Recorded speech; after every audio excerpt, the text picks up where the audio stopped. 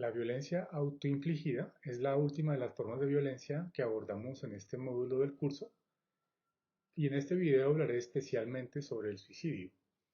Para empezar, presentaré algunas estadísticas internacionales, así como las principales hipótesis sobre sus causas.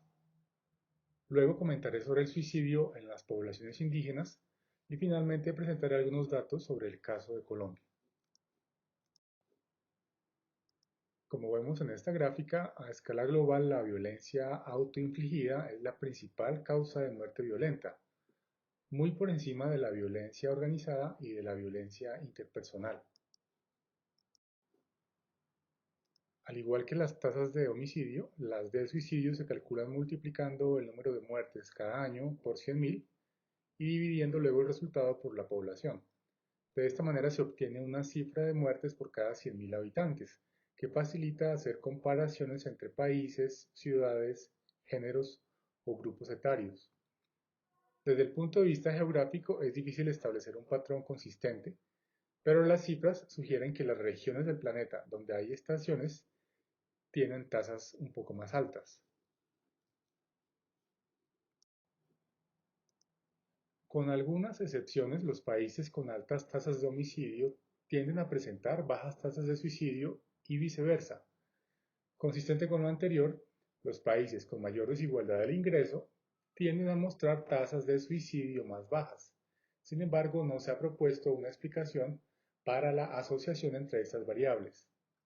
Por otro lado, al igual que ocurre en el caso del homicidio, el número de víctimas hombres supera al de mujeres. Existen dos grandes aproximaciones complementarias al estudio de las causas del suicidio. Mientras uno enfatiza en aspectos del contexto social y cultural que pueden provocar que la tasa de suicidio aumente o que un país tenga una tasa más alta que otro, la otra enfatiza en factores individuales que aumentan la probabilidad de que una persona muera por suicidio. Para conocer sobre estos factores individuales, los invito a hacer la primera lectura. Las disciplinas que se han interesado por comprender los rasgos individuales que predisponen a las personas al suicidio son principalmente la psicología, la psiquiatría y la epidemiología. Esta gráfica ilustra cómo el comportamiento suicida es el resultado de la combinación de ciertas disposiciones duraderas con unos factores de estrés. Entre las disposiciones duraderas se encuentran características individuales como la agresividad, la impulsividad o la desesperanza. Los factores de estrés pueden incluir la aparición de trastornos mentales y ciertas situaciones que provocan estrés psicosocial, como los conflictos de pareja. ¿Pero qué explica que unas sociedades puedan tener una tasa de suicidio más alta que otras? Uno de los primeros autores en plantearse esta pregunta fue el fundador de la sociología, Emile Durkheim. Según él, cada sociedad muestra un nivel determinado de integración social y de regulación social. En las sociedades donde hay alta integración social, los individuos tienen lazos muy fuertes con el resto de la sociedad. En estos casos, los suicidios tienen un carácter altruista en el sentido de que los individuos pueden sacrificar sus vidas en aras del bienestar común. Por el contrario, en sociedades con baja integración social, los individuos pueden sentirse aislados del resto de la sociedad, produciendo el suicidio de tipo egoísta. Por otro lado, en las sociedades donde el comportamiento individual está demasiado regulado por normas, el individuo puede sentirse atrapado en el sentido de que su vida no tiene opciones, caso en el cual podría acudir al suicidio fatalista. En el otro extremo estarían las sociedades con baja regulación social, donde el comportamiento individual está poco regulado o donde hay múltiples marcos morales y culturales. En este caso, los suicidios serían de tipo anómico. Mientras las sociedades tradicionales se ubicarían en el recuadro superior derecho, las modernas se ubicarían en el inferior izquierdo. ¿Pero qué evidencia hay sobre estas hipótesis? Los estudios empíricos revelan que el riesgo de suicidio es mayor entre quienes padecen trastornos mentales y depresión, así como entre quienes abusan del consumo de alcohol o dependen de él. El riesgo también aumenta cuando se presentan ciertas dolencias y enfermedades físicas, y casi siempre es mayor en los hombres. Los estudios indican que el riesgo de suicidio solía aumentar con la edad, pero en los últimos 50 años ha crecido notablemente entre los hombres más jóvenes. Sin embargo, es importante tener presente que la mayoría de estudios empíricos se basan en datos de países occidentales de ingreso alto, por lo que muchas de estas regularidades empíricas podrían no ser aplicables en otras culturas. Por ejemplo, en China se ha encontrado que el suicidio se distribuye de manera casi paritaria entre hombres y mujeres y no está asociado a trastornos mentales. Por otro lado, desde el punto de vista de los factores de contexto, se ha encontrado que la tasa de suicidio está directamente asociada con ciertas variables económicas y sociales, es decir, que aumenta cuando éstas aumentan. Por ejemplo, la tasa de desempleo, el consumo de alcohol, la heterogeneidad o diversidad étnica, la tasa de divorcio y la participación laboral femenina. Por el contrario, la tasa de matrimonio tiene una relación inversa con la de suicidio. Finalmente, la prosperidad económica medida mediante el nivel de ingreso per cápita tiene una relación en forma de U con el suicidio, es decir, que en economías donde los ingresos por persona son relativamente bajos, la tasa de suicidio disminuye a medida que los ingresos aumentan. Por el contrario, en economías donde los ingresos por persona son relativamente altos, la tasa de suicidio aumenta a medida que los ingresos aumentan. El punto de quiebre de la U está aproximadamente cuando las economías alcanzan un ingreso per cápita de $30.700.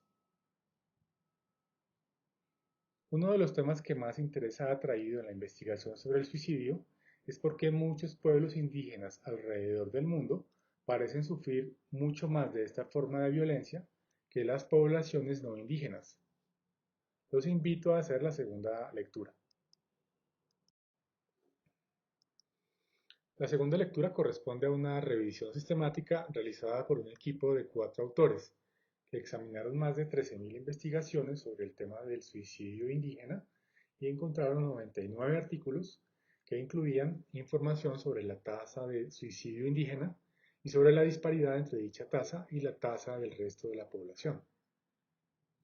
Aunque en algunos casos ambas tasas son parecidas, en la mayoría de los estudios que revisaron encontraron que la tasa de suicidio indígena era más alta que la del resto de la población.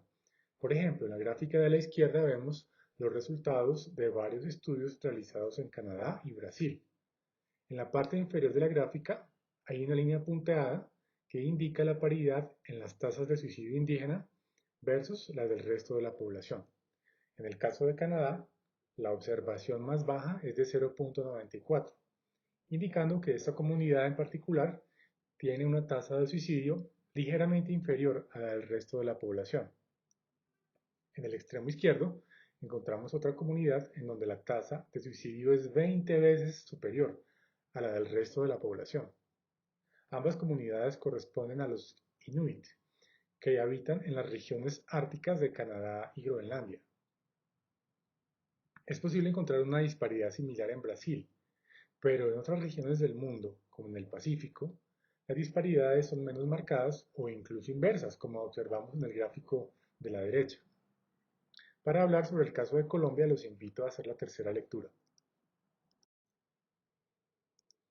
En el caso de Colombia, se ha reportado que el suicidio es la tercera causa de mortalidad entre indígenas entre las edades de 15 y 44 años y la octava entre niñas y niños indígenas entre los 5 y los 14 años. Sin embargo, no existen cálculos confiables sobre la tasa de suicidio de esta población. Esto se debe en parte a que hay desacuerdo sobre quién es y quién no es indígena. Mientras unas fuentes reconocen como indígenas a todas aquellas personas que se autorreconocen como tales, las agencias del Estado establecen criterios más restrictivos. Teniendo en cuenta que el suicidio está asociado con la salud mental, los hallazgos del estudio que ustedes acaban de leer sugieren que el desarraigo, vivir en zonas urbanas y consumir alcohol son algunos de los factores de riesgo que podrían precipitar el suicidio de indígenas. Por otro lado, los autores también advierten que el desplazamiento forzado que han sufrido los indígenas ha destruido sus lazos sociales y desintegrado comunidades, creando así situaciones que podrían precipitar más suicidios. Para conocer un poco más sobre la tendencia de la tasa de suicidio en Colombia, los invito a hacer la cuarta lectura que encuentran en la página 8. Las cifras del Instituto de Medicina Legal de Colombia revelan que la tasa de suicidio creció de manera notable en los últimos años, especialmente desde 2013, y aunque se redujo levemente en 2019 y 2020, volvió a aumentar en 2021. Los departamentos con tasas más altas varían de un año a otro, pero en los últimos años el departamento de Vaupés ha registrado las más altas. Como podemos ver en la tabla, la tasa de suicidio es más alta en el caso de los hombres, tanto adolescentes como adultos mayores. En el caso de las mujeres, el riesgo también crece en la niñez y la adolescencia. Antes de finalizar, los invito a revisar las últimas páginas de las mini lecturas. Para cuidar nuestra salud mental es útil meditar, hacer ejercicio, comer y descansar bien, sacar tiempo para explorar algún deporte o afición, o para aprender a cocinar, y estar en contacto con las personas que queremos. En la página 9 encuentran también algunas pistas para detectar cuando alguien, incluso nosotros mismos, podemos estar pasando un momento difícil. En estos casos es importante buscar y encontrar ayuda. En las últimas páginas encuentran los números telefónicos y sitios web de algunos servicios de asesoría y apoyo a los que podemos acudir. Por supuesto, siempre que sea posible, la primera opción debería ser nuestra familia o una amiga o amigo.